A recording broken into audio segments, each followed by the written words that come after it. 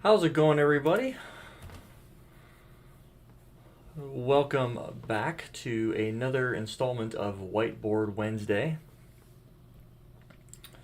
We'll give everybody a few minutes to get in and get a chance to get settled in for a few. And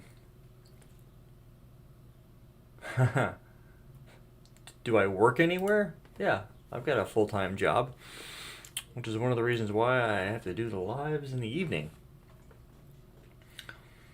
But yeah, we're going to be talking a little bit about what I've got coming up exam-wise and some of the stuff that goes along with exam prep, what I've been doing for that, and good stuff, man. Oh, appreciate that. Crazy knowledge? No, I don't think so. Am I committed? I should be committed. um, yeah, it's one of those things where I like diving into the technology, so appreciate that. So we'll give this a few minutes before we actually get into the meat and taters. So if anybody has any questions or if there's a topic you would like to chat about, feel free to put it in the chat, and we can dive into those questions or a topic that you want me to dive into a little bit, stuff like that. So for those of you that I haven't been posting a lot lately. Been busy with exam prep and stuff like that. So I won't have the CCNP Encore and an RC workbook done before I go to live. I will be at Cisco Live this weekend. Matter of fact, I'm flying out Saturday. I'll be there Sunday, and then the entire rest of the week. So if you're going to be in Vegas at all this weekend or next week, and you want to meet up and say hi or whatever, let me know, and maybe we can put something together and meet up for in person. That'd be kind of cool. So, but my goal is once I get back and my CCDE written exam preparation is behind me, I can then focus on other stuff. I had to take all the stuff that was on the back burner, which was the DE written exam prep, and move that to front of the brain and focus on that. So I'm feeling pretty good about the written exam. I'll be taking that on Monday. So hopefully, if I can pass the written exam, then that'll recertify me again and put me sometime 2027. Yeah, it'll be 3 years from now, so it'll be basically June 2027 for me to recertify, which will actually put me past my 10-year mark, and I'll be able to dive into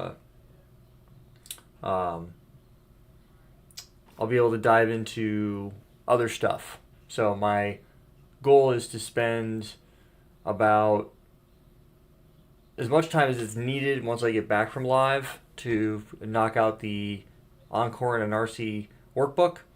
I'm actually going through some content right now to refresh my memory on how to do radius and TACAX so that I can do the device authentication piece that's in the exam. So if I go specifically over here to CCNP, and we look at, I think it's a NARCI.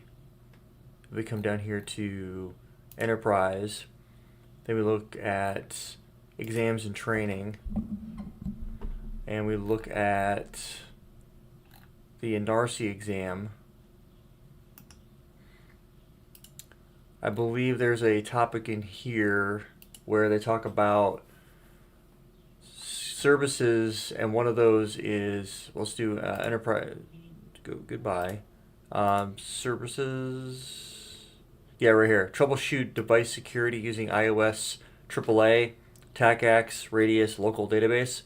So I'm actually spending some time right now, because it also is DE related when it comes to remote access and things like that. I'm spending some time going through those details right now to get the just a refresher on it. I did get ICE deployed in my home lab. Oh boy. That's cool, man. So yeah, that's pretty much where I've been spending kind of my time on that, has been getting that up to date and making sure that I've got all my um, ducks in a row with that. So pretty straightforward stuff for the most part. I am going to jump back over here to exams and training, and I'll go back to, actually I'll come back over here and I will do certifications. And one of the things that I've been noticing lately, especially, and I forget where I have to navigate here, explore certifications, there we go. So when we look at the certifications that are available to us, there's a bunch of them out there. We'll go to design, and really the only one that they classify design is CCDE, which technically is true, but also is not. So if we look down here, there is a designing Cisco enterprise networks. So if we look at, they commonly call that InSalad. It's kind of funny how it works out, but if you look at the exam topics for this one, the CCDE prep that I'm going through, there is a lot of coverage in these areas. So you really have to know how all the routing protocols work, how IPv6 operates, how IPv4 and IPv6 address structures set up. You have to understand how first hop redundancy works, and high availability, layer 2 capabilities, layer 3 infrastructure. There's not a ton on SDA, but it's still covered. You have to understand what security group tags are, VRFs, and understand underlay versus overlay, things like that, and all the good stuff that goes along with that. And then for the WAN, obviously there's going to be a lot of WAN on the design exam, but I was just going to ask you what's the difference between both the two, since they both are design related. Yeah, well, that's kind of the direction I'm heading with today's live, is to dive into if you're working your way up the chain of design and you want to get more into it, that's really where I have how do I want to put this? I have a goal in my mind that I want to achieve, which is basically taking everything that you can do for the design exam, so all these topics, and build out a network, if you will, that would cover the bulk of these topics. And we'd be able to get into a lot of different things, because when I look at how all this stuff works, a lot of these technologies I'm already familiar with, and how they work. And it's one of those things where, how do you get familiar with them? You take the time to go through them, and you either watch videos, you read the documentation, whatever it is that you need to go through in order for you to learn the material. That's what you do. So I spent a lot of time going through that. So I know I don't remember how much of this I put out there, but I do know that I put out that I was going to go after a second CCIE and go get knock out the service provider track. And as I was digging into it, and since I'm going to Cisco Live, one of the things that I'm able to do is take a certification exam there. So I'm the most expensive one is the written exam. It's $450. So I get it for free because I'm a full attendee. So one of the things I'm doing there is taking the DE written, which I've been studying for the past couple of weeks. That's why I've been very, very quiet on the YouTube, is because of the fact that any downtime I really get, I'm reading up on stuff. And the one drawback to the DE is there is very, very little in the exam. If we look here at Learn About CCDE, there's very little in the exam in training. If you look at the practical, now there's the written exam details, right? So if we look at this, we look at the exam details, there's not a lot of coverage, and that's the drawback to it. So if we look at This is impact on network design, implementation, optimization using various customer project management methodologies, waterfall, agile, RPO, recovery point objective, return on investment, capital, capex, cost, opex, cost analysis, risk reward. There's not a lot of coverage. It's very, very high level. It's very, very wide. So really, if you're like wanted to take like a CCNP level of understanding for, let's say you just got your CCNP and you were a rock star at Encore and an RC, you did really well, you labbed a bunch of stuff up. The drawback to that is that really wouldn't be enough. And the reason why I say that is because there's a lot of stuff. If you look at the written exam topics, it doesn't specifically state these things in the exam, in the breakdown of what you're covering. But they do talk about, you have like the CIA triad, confidentiality, integrity, and availability. So a lot of these things at a high level, if you're like a CCNP, you wouldn't have enough coverage of the material. So where if you come over here to the designing Cisco Enterprise Networks, the CCNP replacement for the old CCDP, the design professional, there is a lot of coverage. And as I've been going through DE topics and like most of the stuff I'm familiar with, the bulk of it, there's a handful of technologies in here that I'm not as like bleeding edge comfortable with, meaning that I would have to go look up the config to go configure it. A lot of this stuff, if you know most of these things, you're going to do pretty well. And that's kind of where I'm falling into that category of, yeah, I'm comfortable with these topics. I don't feel like I'd have a problem digging into the material or answering questions around them. Some things are a little like, some of the questions on the practice exams that I've been using, they're internal, so I can't really share what I'm leveraging. Some of the questions that are being asked, they're kind of wishy-washy. There's based off the question's context and then the answers provided, you could go one way or the other, and it depends on your level of understanding. So, if you don't understand how this stuff works, like if you're looking at any bullet point on the blueprint and you're like, I don't really understand that too well, that's one of the things that you would have to spend quite a bit of time in to bring your knowledge level up to that, so you'd be able to look at these and be able to answer them. So far, every practice test that I've taken, I've got no problem answering the question. Some of them are like, you could, like I said, you could go one way or the other. Both would technically be correct, but one might be a bit more specific in the answer, but it kind of deviates a little bit potentially from where they might want you to go. So the question can lead you, but as I'm reading the question, my mind automatically starts coming up with the answer of how I would go approach this particular thing. What's the capabilities over here? What's the drawback if I do it? Things like that. Because you really have to put your architect hat on and take your engineer hat off. Because if you leave your engineering hat on all the time, you're going to find it's going to be tricky to be able to answer the questions if they don't give you enough specifics. So you have to take your engineer hat off. So for example, if we talk about MPLS Layer 3 VPN for a second, it's a very popular way to get traffic from point A to point B if you've got branch offices and things like that. But, is that the only way to provide the connectivity you need from where you are to where you need to be? And the answer to that question is no. Can you run DMVPN over MPLS Layer 3 VPN? You absolutely can. Can you do IPsec over it? You sure can.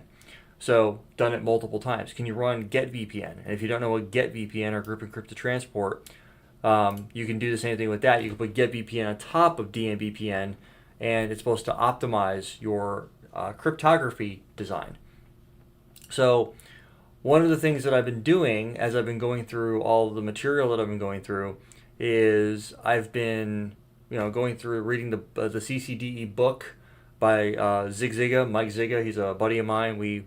He got his CCIE probably 6 months or so ahead of me, or whatever it was. I don't remember exactly when he got his, but it was a little bit ahead of me. Maybe closer to a year, but he was in the same study group that I was, and he was one of the first guys that got it. Actually, if I'm not mistaken, I think he got his second CCIE while I was studying for my first, if I had to think back.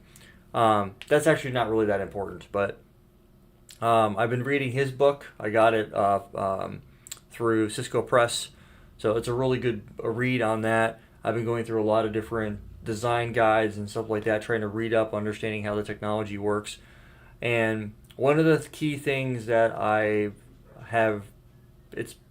knew this going into it, but one of the key things that stands out to me is that there's an area of design that you don't know that well, then that's a timeout. You need to go dig into the config guides, get a little lab built, and start standing this up. And that's one of the things that I was starting to do and mess around with some of this stuff. But when you really think about it, I know how to do, like, other than DWDM and actual Metro Ethernet, like there's, you can simulate Metro Ethernet. You can't simulate DWDM or 4G, 5G unless you've got the capability of doing like your E Node B and things like that. There's a lot of other stuff in here. There's a handful of other things that you really wouldn't be able to quote unquote test out, but you could.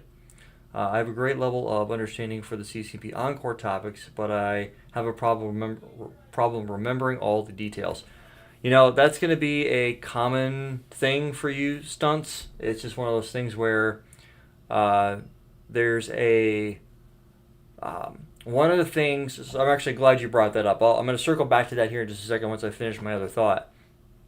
So one of the things that I did, and I've brought it up a couple times when it comes to doing like the real world networking stuff, is one of the things that I want to do is I want to create a real world IT series where it's focuses on individual topic areas, but it's real world specific, meaning that we look at what a real world network might look like.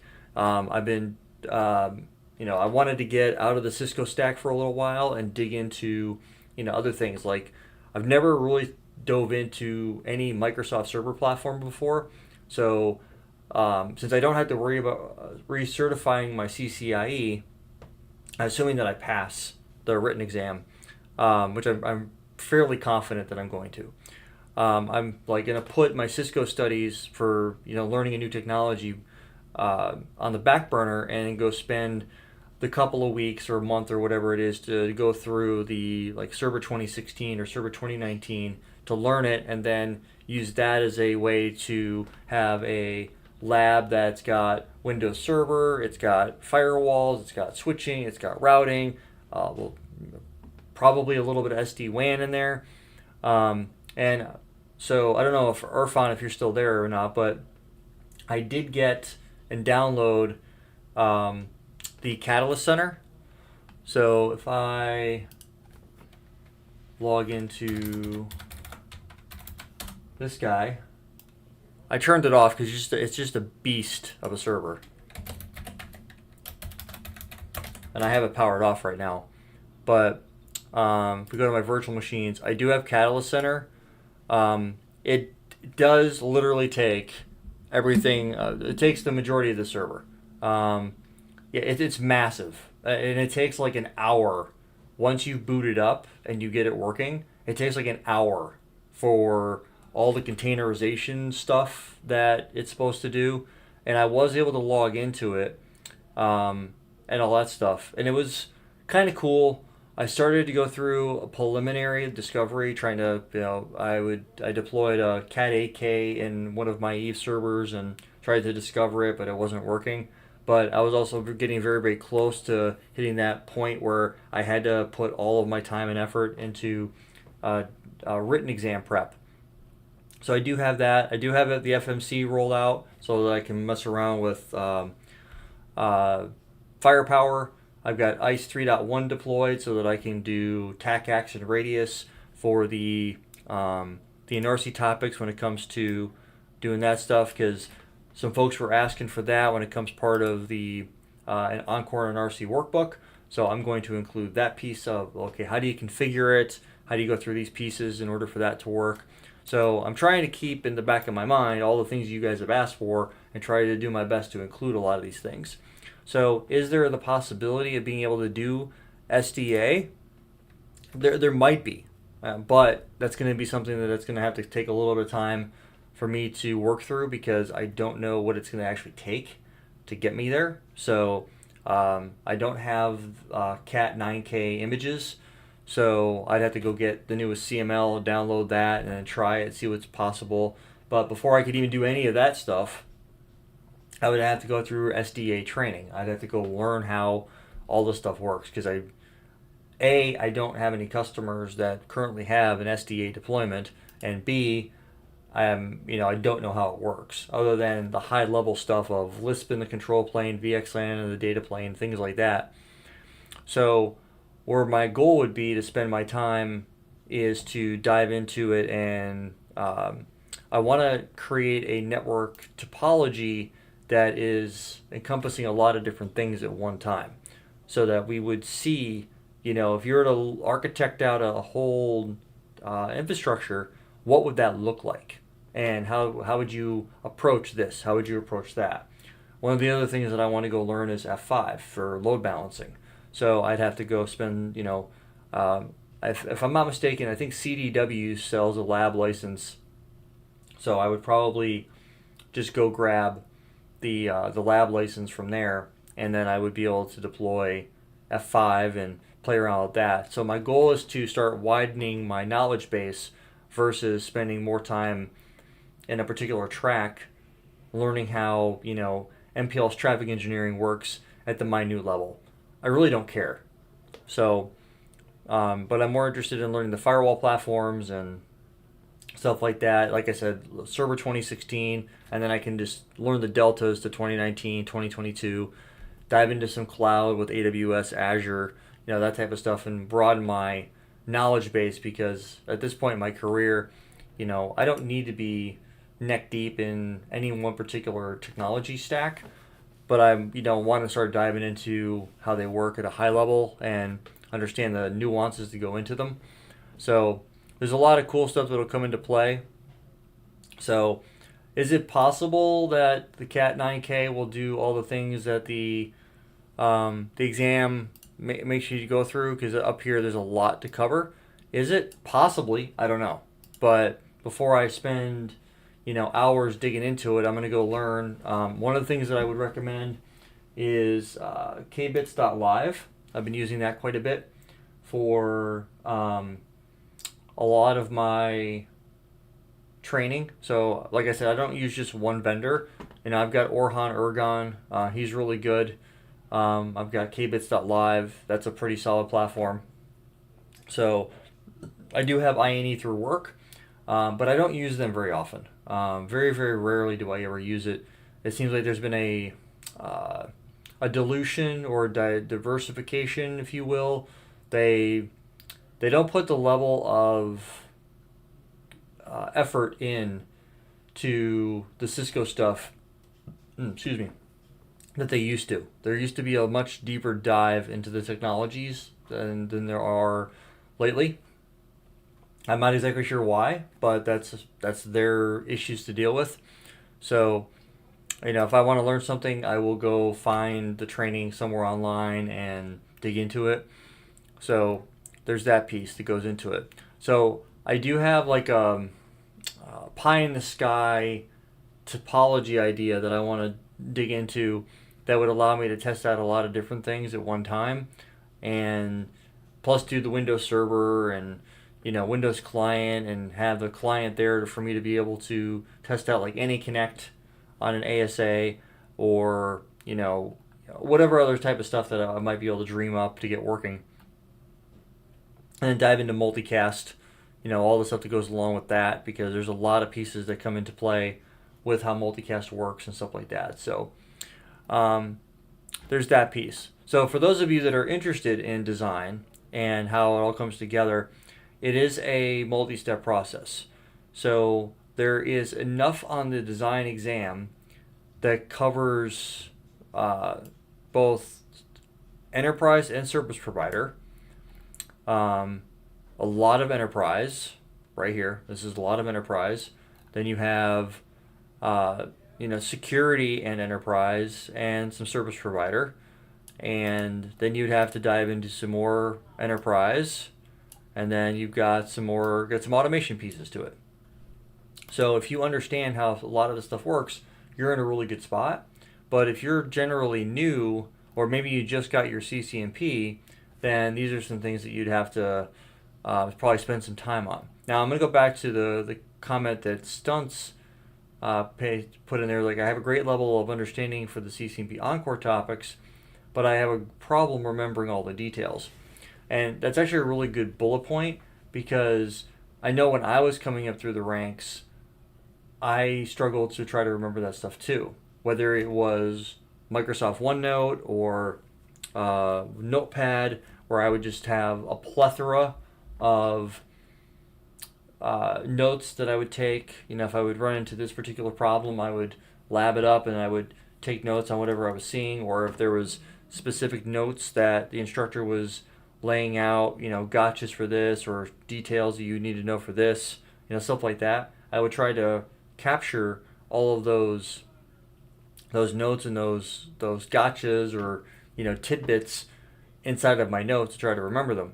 And the one thing that I've always done, at least I've always tried to do, is I've always tried to stack my technologies on top of each other, meaning that I always build some sort of layer 2 infrastructure. Always. I always have some semblance of layer 2. So I have to create VLANs. I have to create trunks. I have to create spanning tree root bridges. I have to, or at least assign them. I have to do port channels. I have to do VTP. I try to keep all those layer 2 pieces in place no matter what I do, so there's always a layer 2 function to it. And I stack on like OSPF, EIGRP, IS to IS, BGP. Whenever I lab something out, I try to include all of the core fundamentals, core routing pieces. So some of it is like I just know how it works and I know where to configure it, so I'm able to come up with a design that's going to work. And if you understand the nuances of the protocols and how they work, that'll be very, very helpful, because you'll be able to lay out a network architecture when you're, dragging and dropping devices onto your workspace to get stuff to work, how that could come into play. And then you'll be able to, layer on other things. So if you wanted to do an MPLS layer 3 VPN, you'd be able to set up OSPF and LDP, then do your multi-port or your MPBGP VPN v4 peerings between all your PE routers, and then be able to do your VRF and VRF aware BGP peerings out to your customer edges, and then get route propagation to work. If you do it consistently enough and you're standing this stuff up, getting it fully operational, it really just becomes one of those things where you get comfortable with it and it's repetitive. You get to the point where it's almost as clean as tying your shoes in the morning before you go to work. I am a slip-on type of shoe type of person, so my shoes are always tied. I just have to slip my foot in and I'm good to go. Efficiency at a certain point. So if you are consistent about it, at least that's been my what's the word I'm looking for? That's been my hook, if you will, that I've spent a lot of time just going through over and over and over the core competencies. So I've always had to, whether it's OSPF stub areas or EIGRP stubs or summarization or redistribution with route tags, I've always tried to keep some semblance of stuff that I'm going to more than likely see in production on a regular basis, so that I always see it and I know what to expect. I know what the outcome is going to be. There's a lot of pattern recognition that comes into play with that. You do it enough times and you get to the point where you can see things before they happen, or you know what the expected output's supposed to look like, and when you don't get the output you're looking for, you can spot it rather quickly, and you're like, okay, I need to focus on this area. What could be the problem or the reason why you're not getting the expected output? And you're like, oh yeah, that's right. And then you realize that you screwed something up, or you forgot a detail, but you do it enough to where it becomes, pattern recognition. So that's one of those things where if you do it enough over and over and over again, you get thorough at it. And especially if you're trying to dive into maybe getting your CCIE at some point, then yes, there could be some potential out there for it'll help you when you're looking at the lab. I remember when I was sitting in the lab exam, you get to a certain point in your study preparation where you've learned all the technologies. Like if you look at what's here, you know all of this. Like you can configure literally everything, and just about every variable of every routing protocol. And then you get into your layer 2 infrastructure, you get all that squared away. Then you have redundancy and high availability. Then you get into your multi-campus layer 3 infrastructure, so you know how to do all this type of stuff. So that it builds on top of each other, and you get to a certain point where you know how all the things work. You've labbed them up a bunch of times. So when you transition from going from a NARCE, once you pass the NARCE exam, to studying for your lab exam, you're no longer trying to gain knowledge on how something works. You know how it works, you know how to configure it, you know how to verify it, and you've turned on every nerd knob there is in the protocol. And even if you have to build out a really big network topology in order to dabble in all of that type of stuff, you've taken the time and effort to learn it. So then you get to a certain point where the learning new things stops. Now you're just trying to become more efficient in how you implement them. Because that's really, at the end of the day, that's how the CCIA lab works. So if you're going to spend your time and effort going to the lab exam, I'm not specifically talking to anyone that in the chat or that's watching this, but just in general, if you have an intention to become an IE, more power to you. Good luck to you. But if you take the time and effort to go dig into those technology areas, and learn them, from soup to nuts, meaning you learn everything, then it becomes of how quickly can I get that particular thing configured? Can I automate it to a certain extent with Notepad configuration? Can I pre-configure BGP, or do you log into a router, get the configuration going, and then you copy it into Notepad, you make small edits so that you can get up 4, 5, 6, 7, 10, 12, 18 devices within a matter of a few minutes. You get everything stood up, and then you have your infrastructure built, right? So if you're quick like that, and that's really the goal of CCIE, is how quickly can you take it from nothing to fully deployed. So when I took the lab, it was 3 sections: troubleshooting, diagnostics, and configuration. Troubleshooting was 2 hours, diagnostics was a half hour, and then you would get 5.5 hours for config. You could borrow half an hour from config to take over to diagnostics to give you an hour, but if you needed an hour to answer 3 questions that had 2 parts to each question, so 6 total questions, you weren't ready. And ironically, all 3 times I took the lab, I passed diagnostics with flying colors. Well, they don't actually tell you flying colors, but they say you passed. So it became how fast can I get this configured? And that's really what it was. It was just a mad dash. And so you learn how the interdependencies work and get it all squared away, and all that type of stuff that goes with it.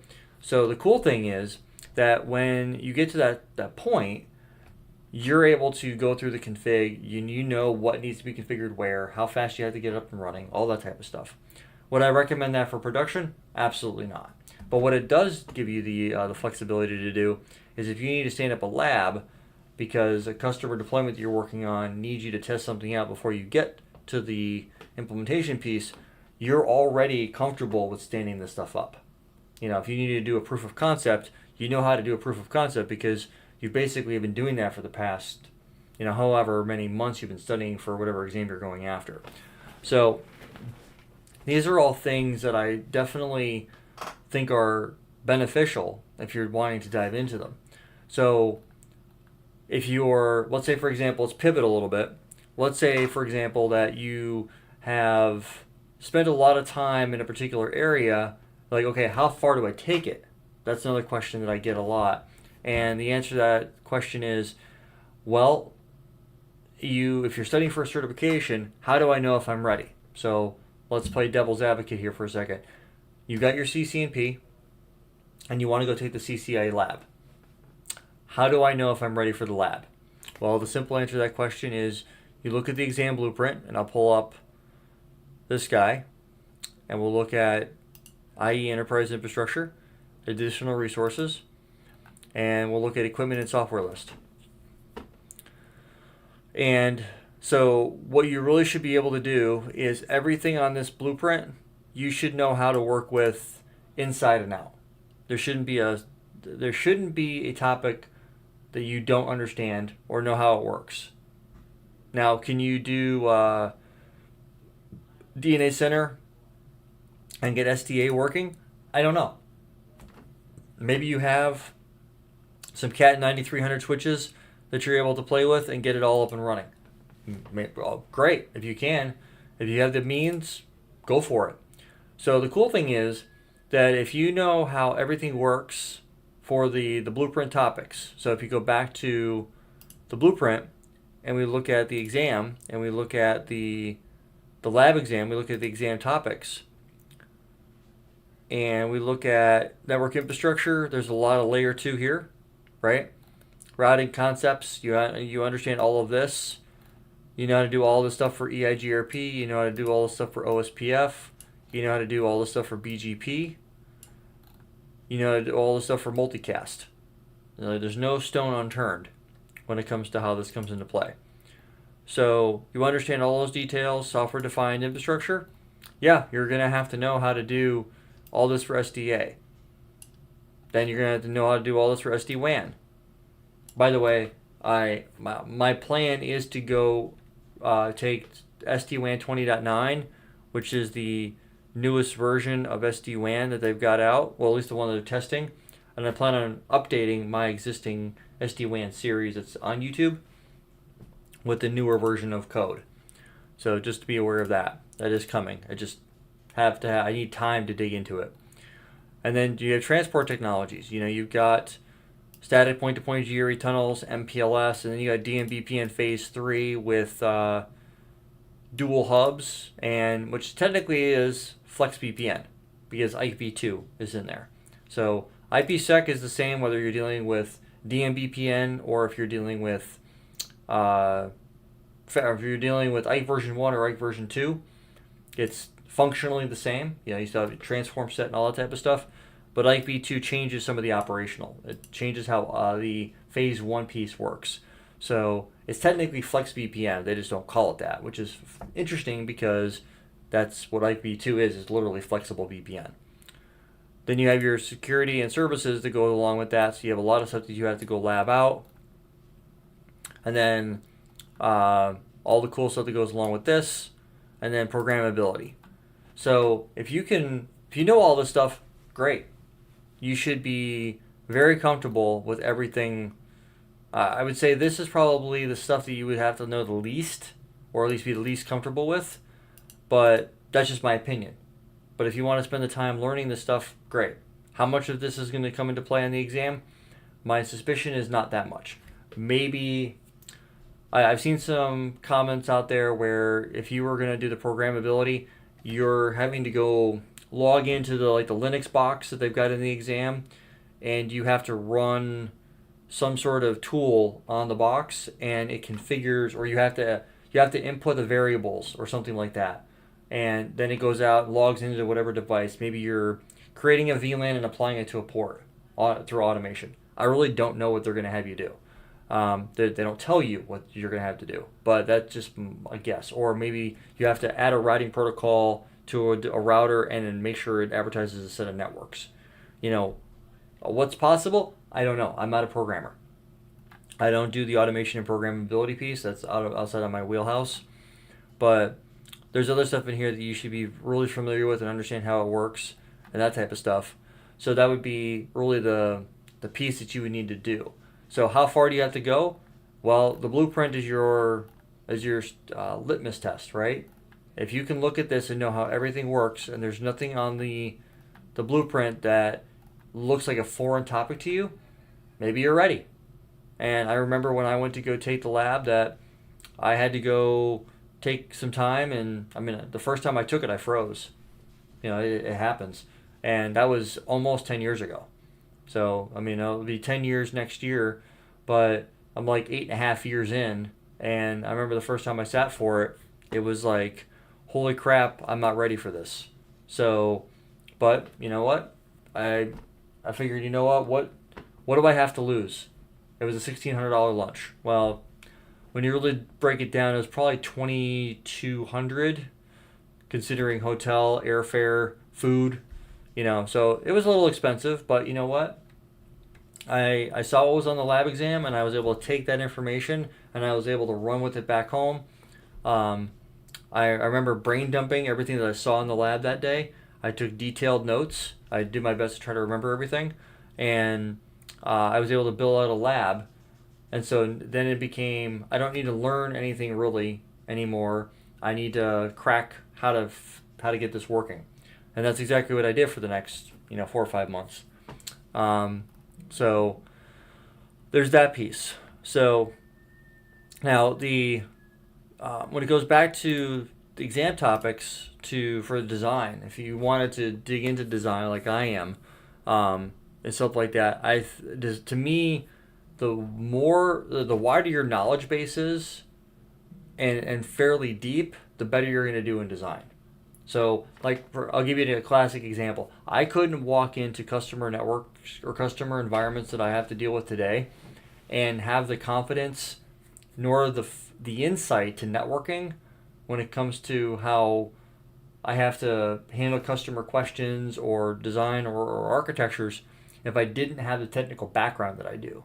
And that's one of the reasons why I'm in the position that I'm in, because I've taken the time to learn all this stuff. So when a customer is breaking something down or they're explaining at a high level what they've got, I'm able to pretty much on the fly build out their network architecture in my head.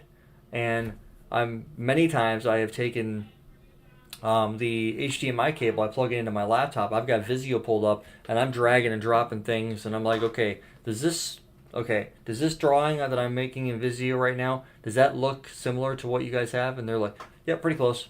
And it's just by them describing what they've got and, and asking a few clarifying questions here or there, you're able to put together a general topology of what they have. And then you can sit there, once you have a visual, then you can start adding things to it. So you can't start making suggestions to an environment or what's going on in an environment to try to get them from where they are to where they potentially need to be or want to be, depending on the topic of conversation, without understanding where they're at, right? It's you can't give direction to somebody unless you know where they currently are. And that's one of the things that I'm a big believer in is if you don't understand. I ran into one customer that they had DMVPN deployed. Was it 3 hubs? 2 hubs. I think it was 2 hubs. And they were using GetVPN over the top of it to do the encryption because they had like 800 sites. And, normal encryption just would never have worked for them. It was just way too much cryptography, control plane state. So I'm like, okay. And I was the only, other than the person that was mentioning what they had, I was the only other person in the room besides him that had a clue what he was talking about. And not that that's that impressive, but it was one of those things where I didn't miss a beat talking to the guy. He was just like, okay, we have DMVPN, we have 2 hubs, we have a main location, and we have there's 2 routers here, there's 2 routers there, so technically there's 4 hubs. We have two different clouds, one coming over the internet, one coming over MPLS. Get VPN deployed everywhere to try to cut down on IPsec state. And I'm like, okay. And I'm like, where do your key servers sit?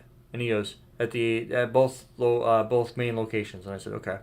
And so he had actually talked to a couple of other vendors at the time, and when he rattled off the same design, people that were there had to ask him what certain things were because they didn't know about it. But then, and I was just like, and he made a comment to me when we were walking out of the meeting.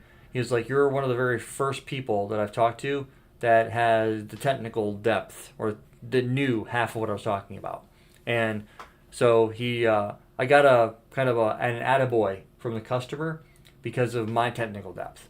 And so I made a comment to him. I said, "Okay, well, there's capabilities, so would SD-WAN be a good fit for him? It's up in the air. There are some benefits to it, but when you're talking that large of a deployment, you would need a very, very large box at your HQ location to handle that amount of cryptography, because you're talking 800 VPNs. And remember that phase one is bidirectional on the same control plane, where phase two, you get a tunnel coming from in to out, and you get a tunnel going from out to in. So you have two SPIs. So you have two different data channels for phase two. So technically it's 1600 when you really break it down, where that's where they went with Get VPN to handle the scale. So that's a very, very large WAN design. So it's one of those things where you had to take that in the back of your head and like, okay, how do I architect this? So are there possibilities and capabilities? Sure.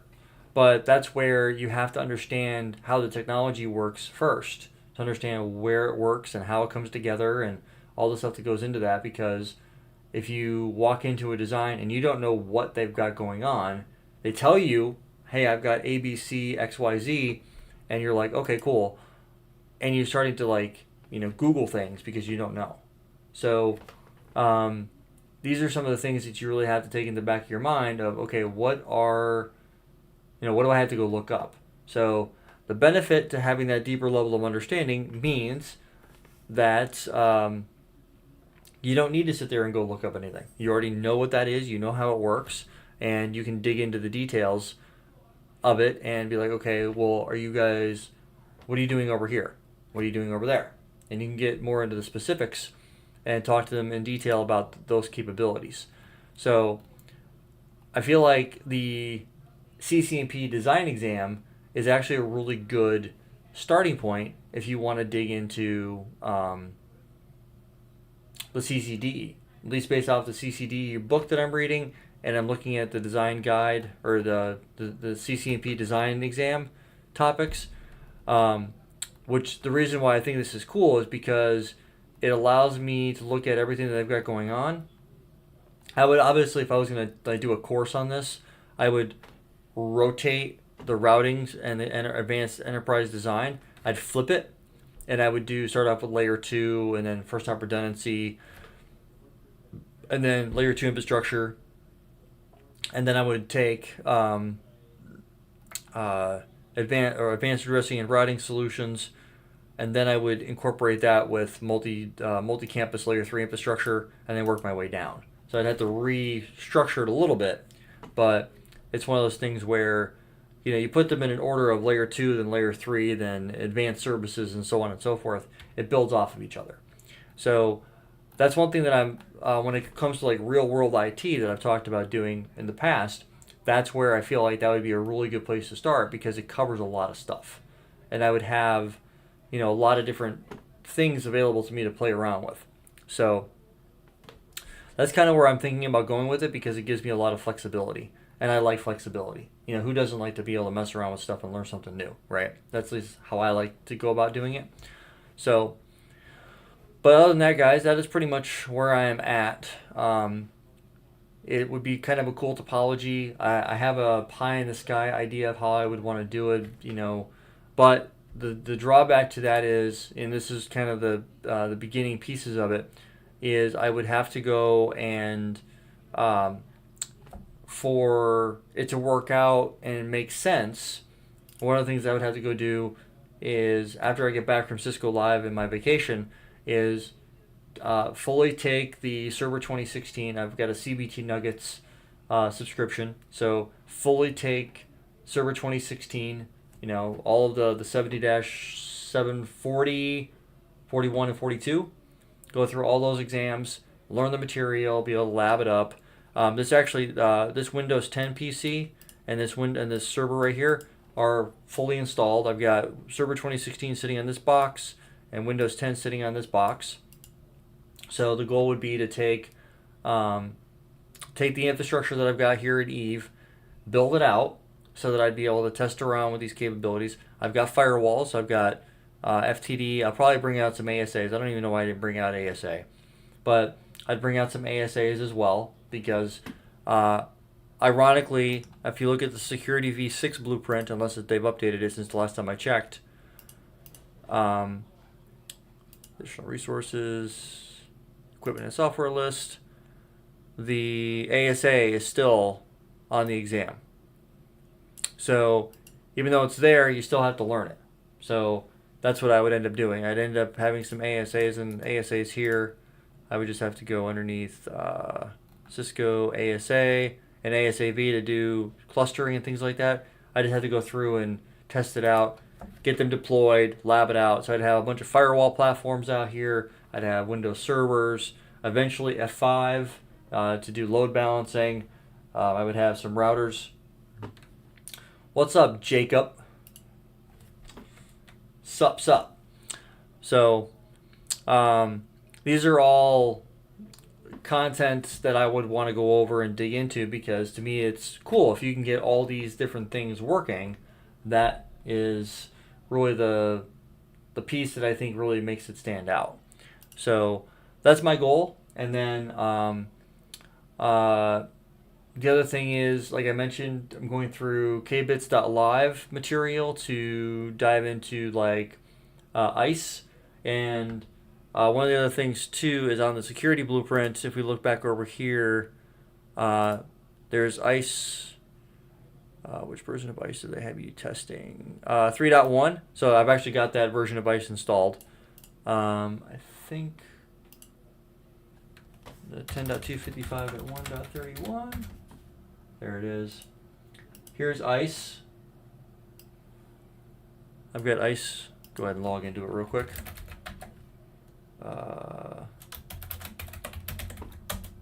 Did I have to do a fancy password?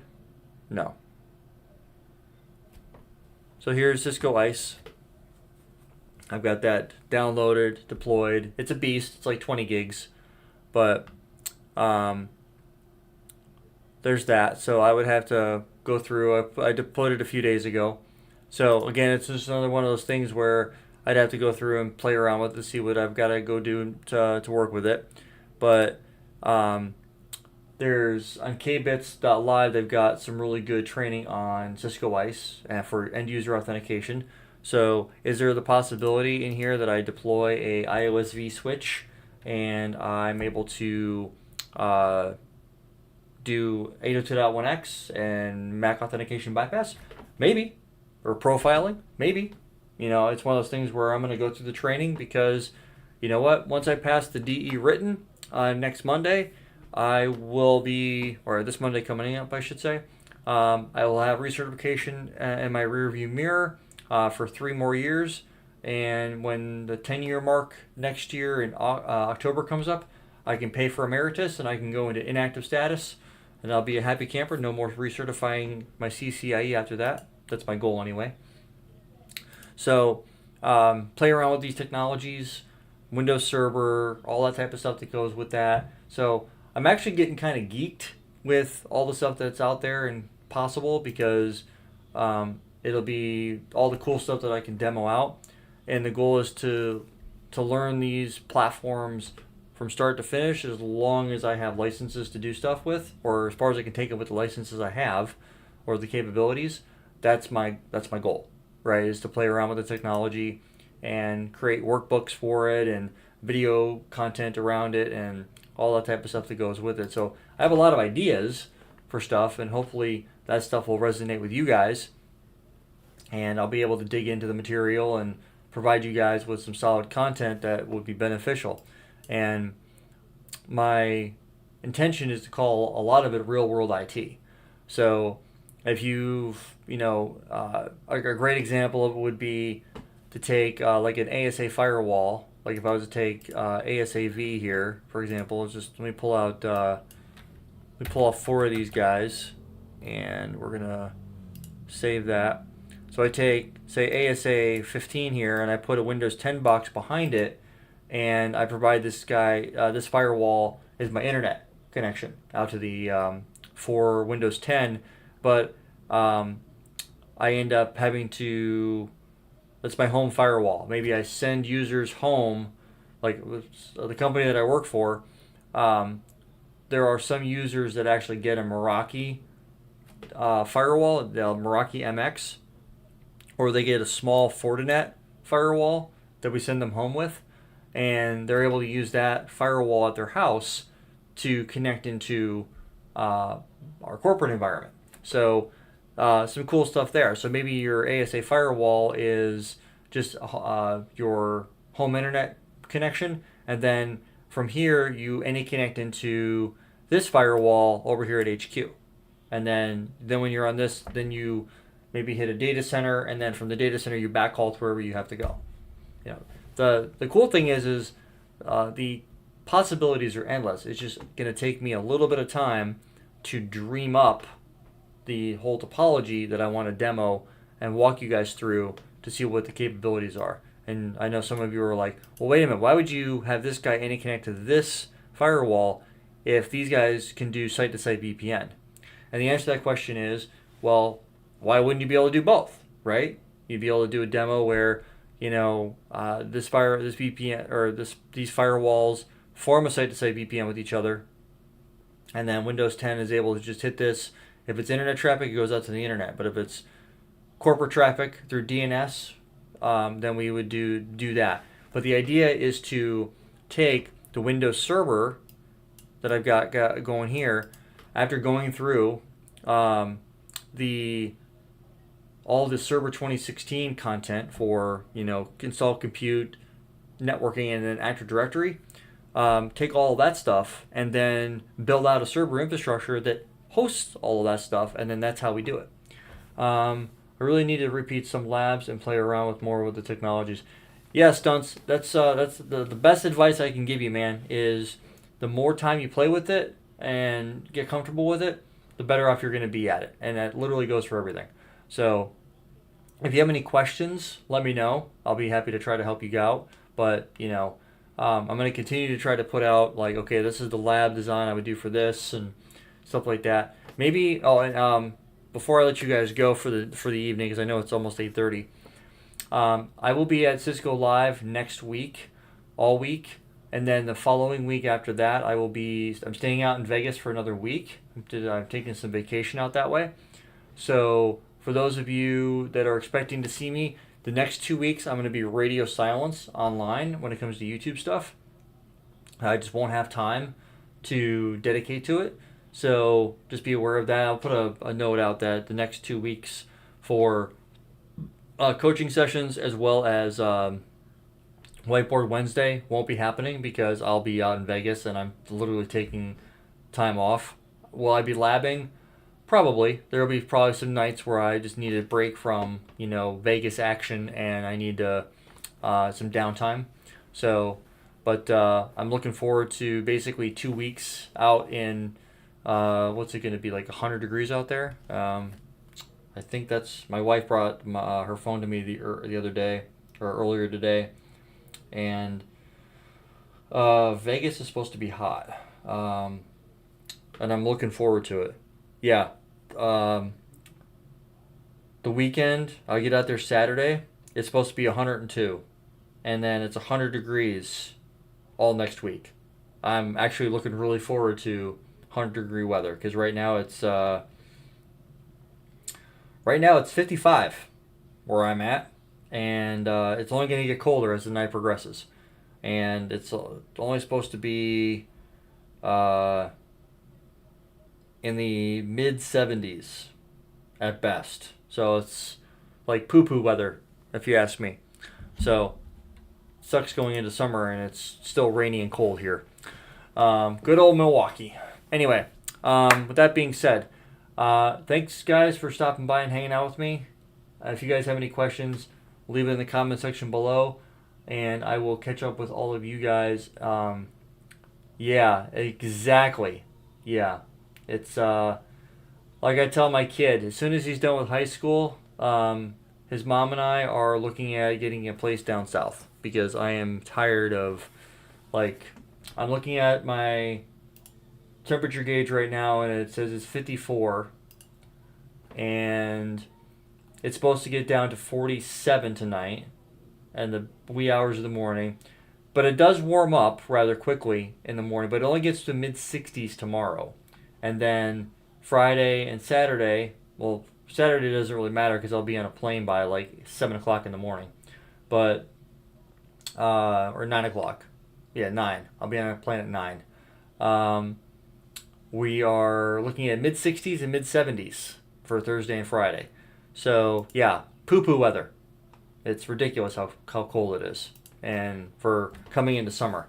Even though technically summer doesn't start until I think the middle of June here. But it's kind of crap bowl of weather. But, you know, like Mother Nature just does not know what she's trying to do. But, you know, it is what it is. So, with that being said, no coaching sessions and no Whiteboard Wednesday for the next couple weeks. And I'll put a notice out there for those.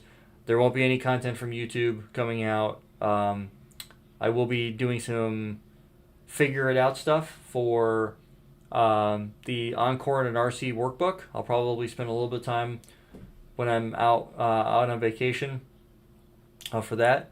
Appreciate that, Irfan. I definitely am looking forward to enjoying live. And then when I get back, I want to knock out the Encore and RC workbook. And then I'm probably going to do the video series for it right after that. And then I'm going to do a video series or I might do one series for both the Enterprise workbook. Actually, no, I can't do that because it's two different workbooks. But I will do a workbook. There'll be a video series for the Enterprise workbook, and there will be a video series for the Encore and RC videos or workbook as well. So I'm going to do that, and then after that will be CCNA.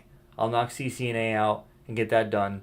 That's my goal. Hopefully it doesn't take terribly long, and then I'll be able to start digging into some of this real world IT stuff, and that's where I really want to dig into that, but it's going to take some time, and I'm not looking to get it done quickly.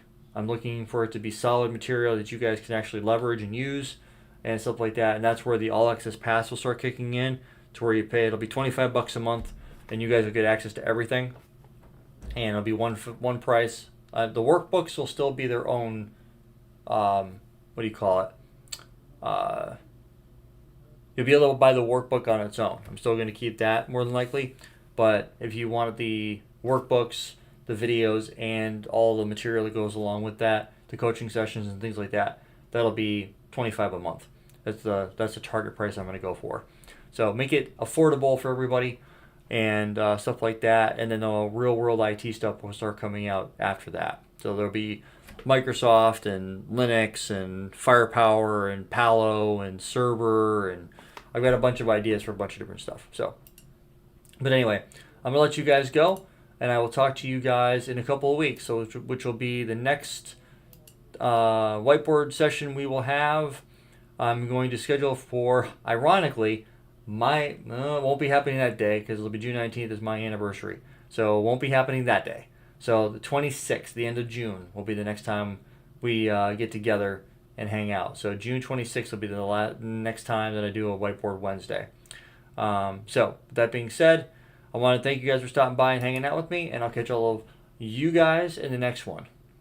I literally just ended it like I normally do with a video. But anyway, but other than that, that's pretty much all I got. If anybody has any questions or something they want to chat about for the next couple minutes, you can throw it in the chat, but that's kind of where I am at.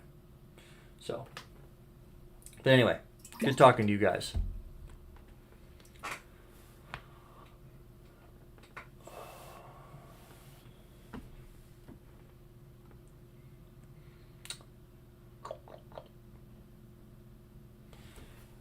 Yeah, no worries, Peter. Always happy to try to help, man. I enjoy doing them too. I like when you guys jump on here and we're able to chit chat about different stuff. So yeah, always a good time to hop on. Don't ever be a stranger, man.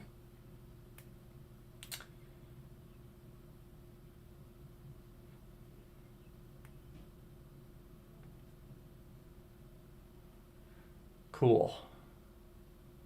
All right. Well, if you guys don't have anything that you guys got questions on or anything like that, I'm going to go ahead and kill the stream, and I'll talk to you guys on the 26th. So you guys have a safe rest of your weekend. And what do the coaching sessions involve? I haven't seen those before.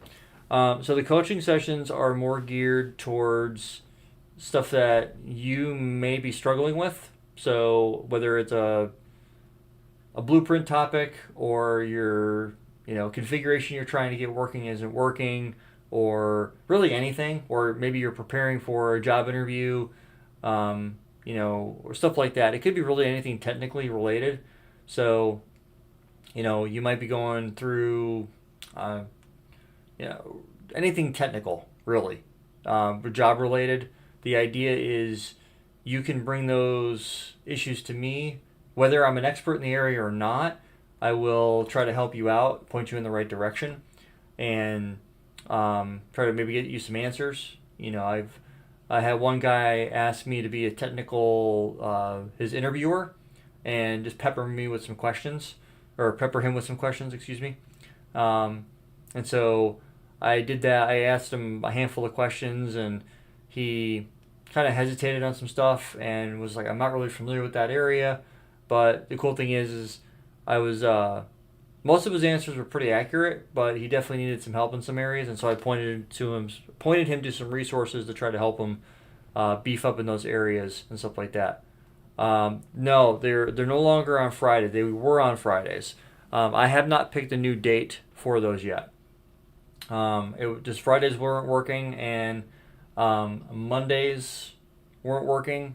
So I'm probably going to do that Tuesday. I have to check to see what my schedule is going to look like, because I got some family stuff going on Tuesday and Thursday.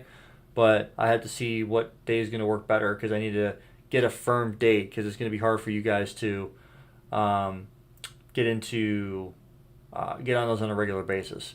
But yeah, no worries, man. It's good stuff. Just me trying to help those that are paying for access to stuff. It's just one additional thing that you can get out of paying for access that you wouldn't normally get anywhere else, and try to help you guys out. Currently working with ICE, FTD, FMC, building virtual lab to experiment. That's cool, Peter. That's actually what I'm doing too. I've got FMC rolled out as well. No AC in the garage yet though, and we need it for the server. Oh yeah, Central Texas does get hot. I wish. Yeah, it's one of those things where moving down south would be problematic in that respect, because at least here it's cold most of the year, so it doesn't really bother me. But I would have to definitely figure out like a server rack enclosure with a dedicated AC unit that would go to it. That's one thing that I would still have to figure out. I like the warm weather, obviously, but I haven't figured that piece out yet. So, but yeah, my guess is I probably would get a server rack and probably close it, and then I would have to set up some sort of hot bottom, cold top, or something where you've got a circular air moving around to try to keep the equipment cool, or front to back, bottom to top, something like that. I just have to figure out what I would do, but that's good stuff. Actually, it's funny you bring that up, because the if you do that on a regular basis, that'll make you'd be surprised how many times you walk into a data center and they don't have hot aisle, cold aisle set up right. Especially unless you have a professionally built data center. I've seen a lot of companies that use like an office closet, and it's kind of roomy. Maybe not quite as big as a bedroom, maybe half the width but the same depth, and they just got a server rack in the corner with some 25 or 30 Ethernet cables coming down, and they got some corner of the room stand up air conditioner, and they got like a hose 4-inch flexi pipe going to the top of the server rack, and I'm just like, oh, that's how you guys are doing it. Okay, cool. Something like that. If you can figure all those things out, that makes you just that much better of a server engineer or a network engineer, in my opinion. So, But good stuff. So, yeah, that would actually suck to be in the garage with no AC and your servers are going. You would be pouring sweat, I bet. I have no doubt. So, anyways, guys, good chatting with y'all, and I will catch you guys on the 26th. If you guys have any questions or want to chat about something in the meantime, throw it in, comment on stuff like that. It's the best when non-IT people have access to the server room. Why are there bags of rocks in here? Funny story, actually. I remember, this was a long time ago. There was a small development company that I worked for in Milwaukee. I was there for a very short period of time because it was a crap show of a setup. But I remember walking into this main office in Milwaukee. They had another office down in outskirts of Chicago. But I walked in and they had one server. It was one tower server. And then they had a Netgear, I think it was a Netgear firewall and a Netgear switch, really a 24 port, and then they had a D-Link access point for their Wi-Fi, and they had some phones, and their phones were 8x8. No, that can't be right. No, it wasn't 8x8. It was some offshoot voice over IP SIP provider, and we had a couple of phones in the office, and so I remember walking in, and literally their IT room was in the middle of the room, so they had this big like cubby hole, like 4 feet, like 8 feet wide, like 4 feet tall, and like 6 feet deep. And I remember walking in, and I ended up having to map out the network, and I'm like, are you serious right now? And like I was a bit surprised. And they had their firewall and their Wi-Fi sitting next to, like, somebody had put a bag of groceries. Somebody had stopped at the grocery store down the street on their lunch break, and they had like canned goods in their grocery bag sitting next to the firewall. And I'm just like, okay, it's like that. And everybody had access to everything. So yeah, it was good stuff until it wasn't. Yeah, and so, but yeah, it was. Those are good times. So, but yeah, there's always like, And then I went down to the Chicago office about a month after I started, and it was the exact same setup. But this one was a little bit cleaner because they had a dedicated room behind a locked door. But it was basically the same setup. You walked in, there was a table laid out, like a beer pong table, and they had, but like 4 different companies in this office space. In this, they had a building, and you had a suite. And the company I worked for had this one dedicated suite, and so you had all the IT rooms conversion one. It's always good until it isn't. But I remember walking into this thing, and I was like, okay, what gear is ours? And they said, well, none of it. We rent everything from this other company. And I'm like, okay, what do we rent? I was like, I'm really not sure. Nothing's labeled. And I'm like, oh, it's like that. All right, cool. So yeah, good stuff. So it's one of those things where you walk in and you're just like, I've got pictures of it. Matter of fact. Good.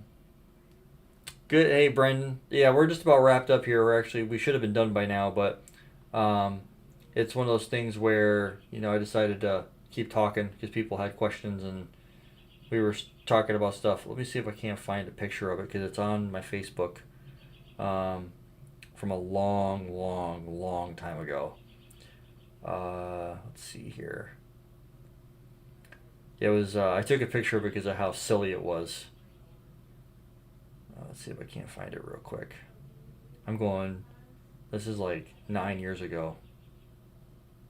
Let's see. Right here. I'll put it in the camera. So, can we get YouTube out of the way? This is what the room looked like. Yeah, that was the room I walked in. Not terrible, not terrible, but it's one of those things where I walked in and I'm like, what's ours? And he goes, I'm not really sure. So that's what I walked into, and I go, there's no way. So, but yeah, it was good stuff back in the day. So just waiting for the video to pop up. Yep, here it comes. So anyway.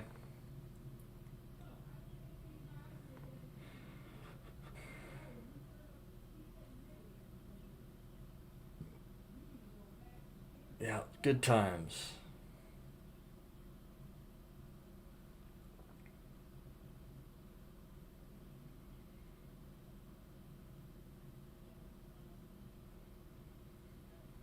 So yeah, but anyway, I'm gonna cut you guys loose. I went a lot far longer than I planned on, but that's okay. Good chatting with y'all. So, if you guys have any questions or stuff that you want to chat about while I'm gone, feel free to drop a comment on any of the videos. Hit me up on Twitter, LinkedIn, that type of stuff. Happy to chat.